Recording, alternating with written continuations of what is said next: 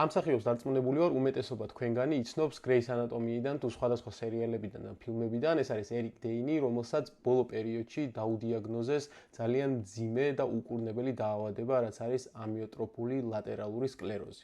სანამ დეტალებს მოგიყვებით, დააკვირდით ამ ვიდეოს, რამდენად პროგრესირებს ეს დაავადება ერთ წელიწადში. ეს არის ერთი და იგივე პაციენტი ერთი წლის სხვაობით. I'm still able to talk. My voice is almost gone. I get tired really easy. Man, you think you were tired then? დააკვირდით რამ ხელა სხვაობა საუბრის და მეტყველების პროცესში, ამასთან დამატებით ქვედა ადამიანი სრულიად დამოკიდებულია ეტლზე.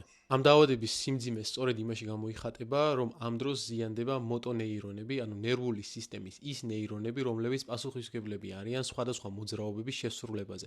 იქნება ეს ნებითი მოძრაობები, მაგალითად ხელის და ფეხის მოძრაობა, თუ უნებლიე მოძრაობები, როგორც არის მაგალითად სუნთქვისი მუსკულატურის მონაწილეობა სუნთქვის პროცესში. სრულად ნათელი არ არის რა იწვევს ამ დაავადებას, თუმცა არსებობს ბევრი ჰიპოთეზა და მათ შორის რამდენიმე არის მაგალითად, რომელიც ეხება არასწორად სინთეზირებულ პროტეინებს, რომლებიც ციტოპლაზმაში გროვდებიან ნერვული უჯრედის და ამით იწვევენ ციტოტოქსიურობას და ამ უჯრედის დაზიანებას. სხვა შემთხვევაში არის მაგალითად ოქსიდაციური სტრესი, რომელიც დნმ-ის მოლეკულის დაზიანებას იწვევს და შედეგად უჯრედულ სიკვდილს. მოკლედ რომ გითხრათ და ძალიან გავართულო, ეს არის დაავადება, რომელიც ძალიან სწრაფად პროგრესირებს და ადამიანები თანდათან კარგავენ უნარს აკონტროლონ თავიანთი ორგანიზმის ფუნქციები და ბოლოს სიკვდილი დგება იმით, რომ ადამიანებს აღარ შეუძლიათ დამოუკიდებლად სუნთქვა.